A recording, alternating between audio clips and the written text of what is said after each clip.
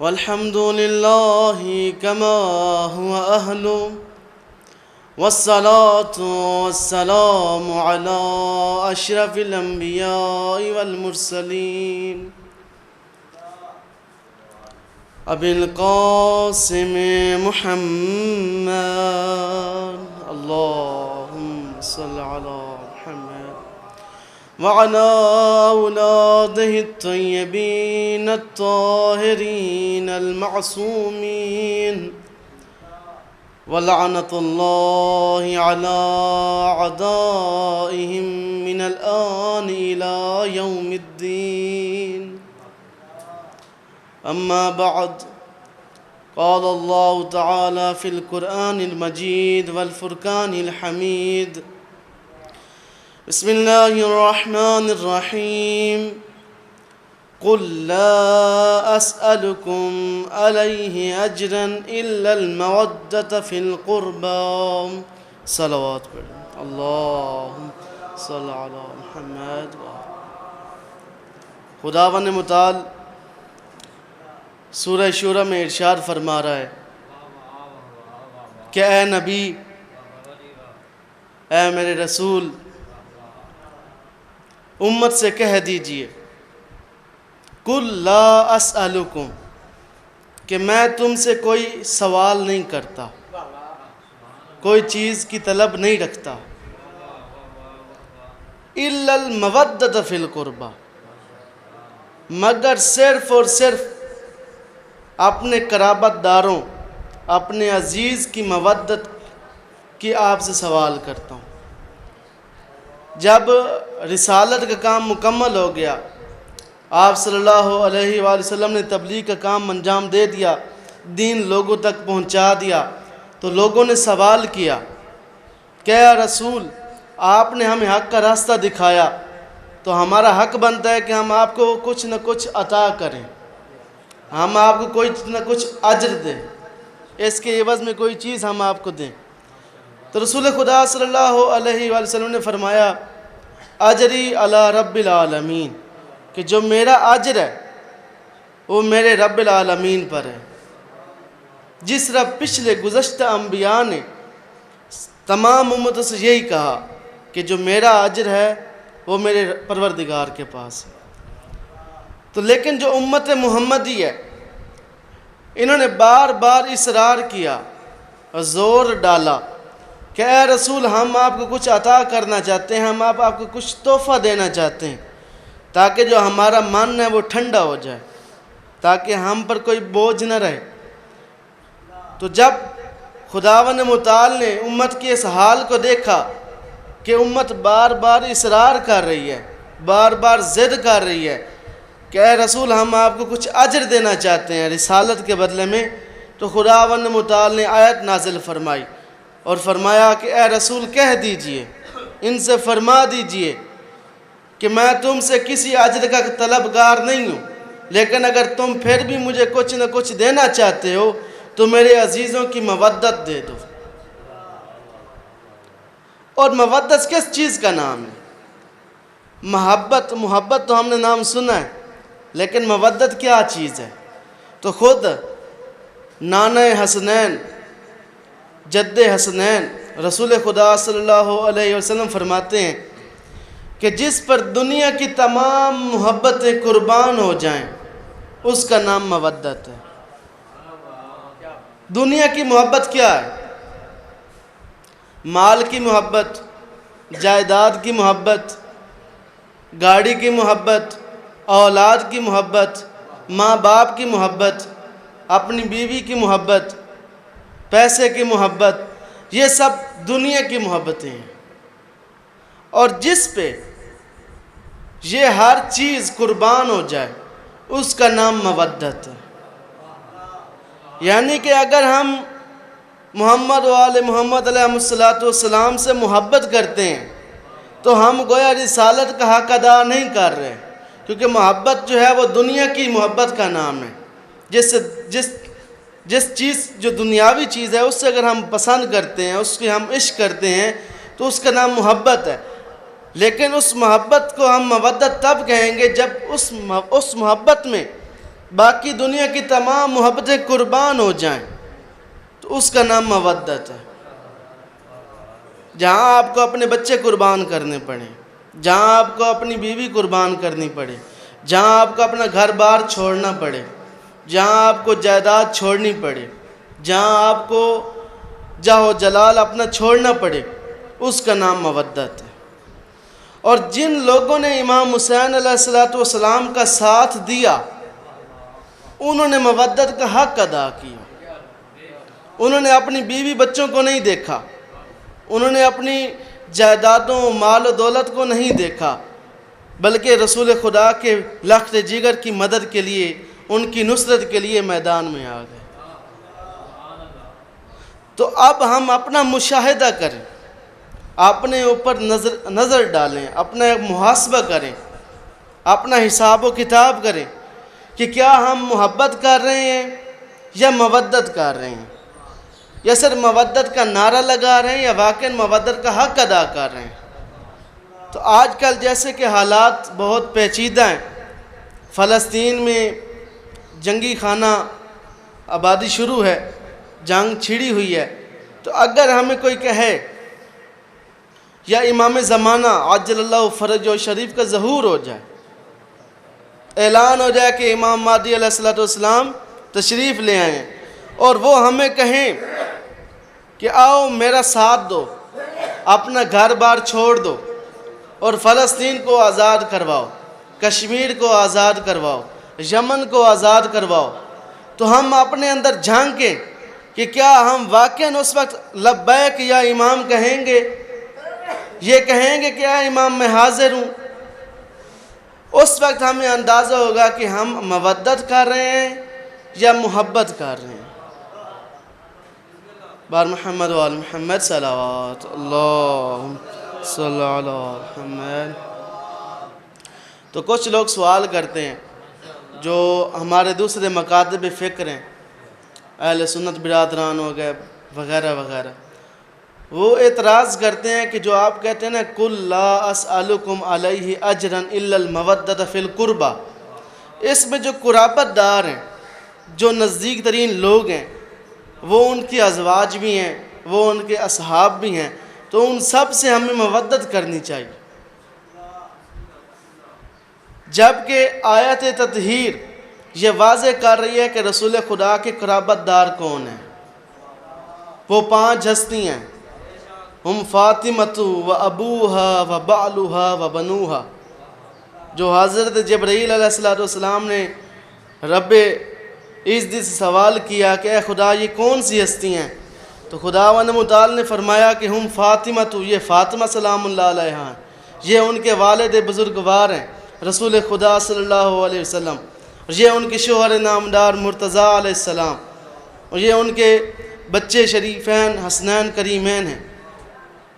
تو یہ 5 ہستیاں واضح ہو جاتی ہیں، اور ایک اور آیت میں بھی آیہ مبالغہ کے ذریعے سے بھی یہ 5 ہستیاں واضح ہیں کہ جب عیسائی کسی بات پہ راضی نہ ہوئے، جب دلائل دیے گئے لیکن وہ ماننے کو تیار نہ ہوئے، تو پھر آیت مبالغہ نازل ہوگی۔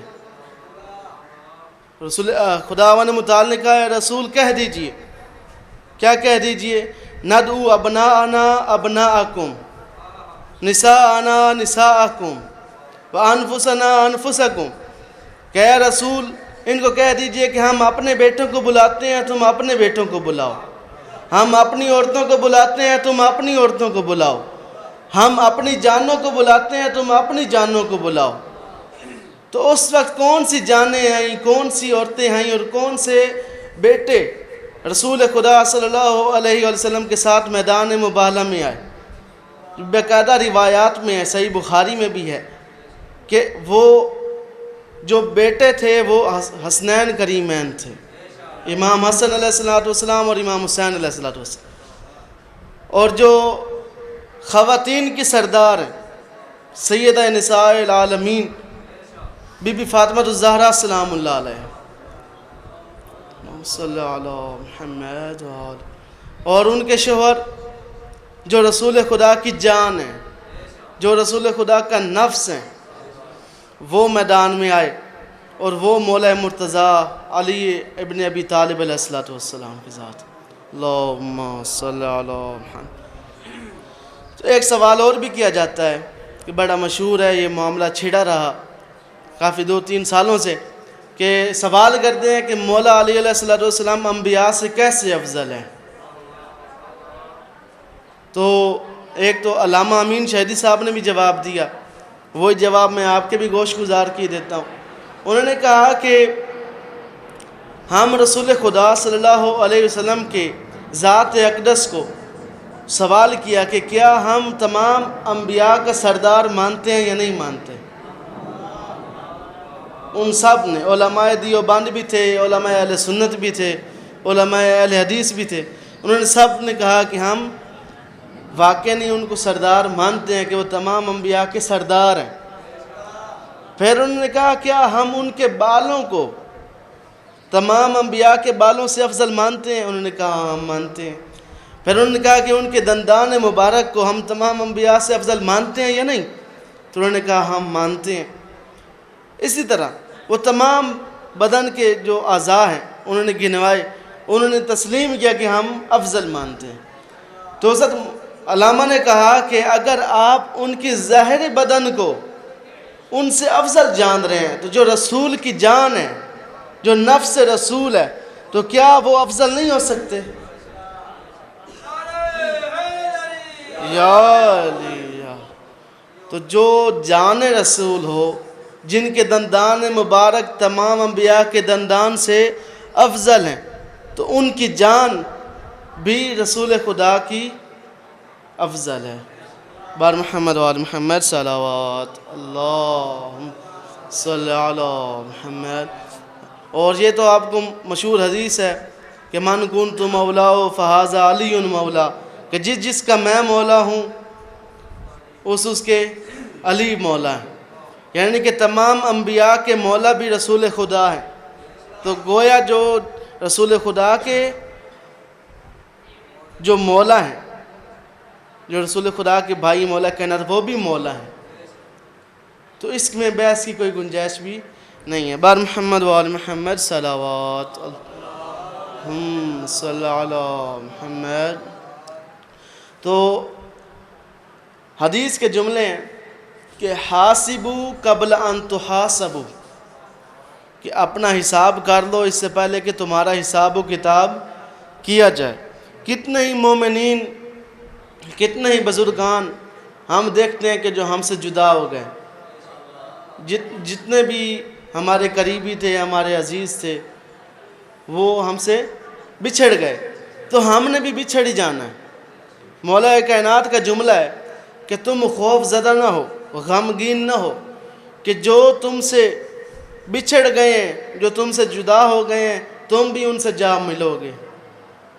یعنی کہ یہ دنیا ہمارے لیے ہے ہی نہیں، یہ مسافر خانہ ہے، یہ امتحان خانہ ہے، اس میں ہم نے امتحان دینا ہے۔ اور جس کا سب سے بہترین اور سب سے زیادہ اہم سوال ہوگا وہ مودت محمد و آل محمد علیہ الصلوۃ والسلام کا سوال ہوگا، وہ ولایت مولا کائنات و اولاد مولا کائنات، وہ ولایت محمد و آل محمد کا سوال ہوگا کہ ہم نے ان کے ساتھ اپنے آپ کو کتنا مربوط کیا، ان سے اپنے آپ کو ہم نے کتنا اٹیچ کر رکھا۔ اگر ہم نے اب خود مشاہدہ کریں کہ ہمارے جو رابطے ہوتے ہیں وہ سیاسی لوگوں سے زیادہ ہوتے ہیں، یا کوئی بڑا آفیسر ہے کسی بینک میں، کسی محکمے کا، تو ہم اس سے اپنا رابطہ برقرار رکھتے ہیں، اس کو دعوتیں دیتے ہیں۔ کیوں؟ تاکہ اگر ہم کسی مشکل میں پھنس جائیں، یا اگر ہمیں کوئی ان سے کام نکلوانا پڑے تو ہم اپنا کام نکلوا سکیں۔ تو وہ ہمارے رشتے جو ہیں وہ دنیاوی ہیں، لیکن جو حقیقی رشتہ ہے وہ محمد و آل محمد کا رشتہ ہے۔ اگر ہم ان سے رابطہ رکھیں گے، ان سے اپنے تعلقات بنائیں گے، تو ہمارا تعلق آخرت میں بھی کام آئے گا اور اس دنیا میں بھی کام آئے گا۔ اور یہ باقاعدہ جب انسان مر جاتا ہے نا، اس دنیا سے چلا جاتا ہے، تو جو علماء عرفان ہیں، جن کی برزخی آنکھ کھلی ہوتی ہے، جو دیکھتے ہیں وہ کہتے ہیں کہ جب بندہ برزخ کا سفر کرتا ہے تو برزخ کا جو میدان ہے وہ اس طریقے سے ہے کہ ہر طرف سے پہاڑیاں ہیں اور درمیان میں انسان ہے، اور انسان کو کوئی فرار کی جگہ نہیں ہے، برزخ کا جو میدان ہے۔ اور اس میں کہتے ہیں کہ جب انسان مرتا ہے نا تو اس کی یادداشت چلی جاتی ہے، اور خدا کو یاد کرتے کرتے اسے کئی ہزار سال لگ جاتے ہیں۔ یعنی جب انسان مرتا ہے تو انسان بھول جاتا ہے، کیونکہ جو موت کی شدت ہے یہ بہت سخت ہے، جس سے خود جو انبیاء کرام ہیں انہوں نے بھی پناہ مانگی ہے، حضرت مریم نے بھی پناہ مانگی ہے کہ موت کی شدت بہت سخت ہے۔ تو جب انسان مرتا ہے اور برزخ کا سفر شروع ہوتا ہے تو اس وقت انسان کو خدا یاد نہیں رہتا، تو کئی ہزار سال بعد جب اسے عذاب ملتا ہے، جب اسے ٹارچر ہوتا ہے تو اسے کچھ یاد آتا ہے، اور وہ اپنے آپ سے کہتے ہیں یار ہم دنیا میں یار کسی خدا کو مانتے تھے۔ اسے یہ یاد آتا ہے کہ ہم کسی خدا کو مانتے تھے، لیکن یہ نہیں یاد آتا کہ وہ خدا کون ہے، وہ کیا ہندوؤں کا رب ہے یا مسلمانوں کا رب ہے یا عیسائیوں کا رب ہے، وہ اسے یاد نہیں آتا۔ تو اس کو یاد کرنے کا طریقہ کیا ہے؟ اس کا یاد کرنے کا طریقہ ہے کہ ہم ہر وقت ذکر خدا میں رہیں۔ ایک نائی کا ایک واقعہ ملتا ہے کہ ایک نائی ایک شخص کے بال کاٹ رہا تھا، تو جب اس کی مونچھوں کی باری آئی تو وہ اس کی مونچھیں نہیں کاٹ پا رہا تھا، وہ اس کو سنوار نہیں پا رہا تھا۔ کیوں؟ کیونکہ اس شخص کے جو ہونٹ تھے نا وہ جنبش میں تھے، وہ ہل رہے تھے۔ اور وہ شخص کون تھا؟ وہ شخص مولا کائنات امیر المومنین علی علیہ السلام کی ذات۔ تو جب نائی نے پوچھا کہ عرض کیا کہ آپ اپنے ہونٹوں کو تھوڑی دیر آرام دیں تاکہ میں آپ کے بال کاٹ دوں، آرام سے آپ کو نقصان نہ ہو، تو مولا نے جواب دیا کہ میں ایک لمحے کے لیے بھی اپنے رب سے غافل نہیں ہو سکتا۔ یعنی کہ مولا کی زبان ذکر خدا کر رہی تھی، اور سب سے جو بہترین اور آسان ذکر ہے وہ ہے لا الہ الا اللہ۔ جب آپ سانس لیں تو آپ لا الہ، جب نکالیں تو الا اللہ، اللہ کے سوا کوئی معبود نہیں ہے۔ اور مولا رسول خدا صلی اللہ علیہ وآلہ وسلم فرماتے ہیں کہ شیطان دو قسم کے ہوتے ہیں، ایک جناتی شیطان ہوتا ہے اور ایک انسانی شیطان ہوتا ہے۔ اور جناتی شیطان کیا ہوتا ہے؟ جناتی شیطان ابلیس ہے۔ اس کو بھگانے کے لیے کیا کریں؟ اس کو بھگانے کے لیے ہم خدا سے پناہ مانگے، اعوذ باللہ من الشیطان الرجیم۔ لیکن جو انسانی شیطان ہے، جو ہمارا نفس ہے، جو خواہشات کا بنا ہوا ہے، اس کو بھگانے کے لیے ہم کیا کریں؟ مولا رسول خدا فرماتے ہیں کہ آپ درود پڑھیں، اللہم صلی علی محمد وآل محمد۔ تو جتنا زیادہ سے زیادہ ہو سکے ہم ذکر کریں، تاکہ جو ہمارا اگلا سفر ہے، جو جہان باقی رہنے والا ہے، اس میں ہم خدا کو یاد رکھ سکیں، اور اس وقت ہم خدا کو پکاریں تو خدا و متعال ہماری دعا سن لیں۔ بار محمد وآل محمد صلوات۔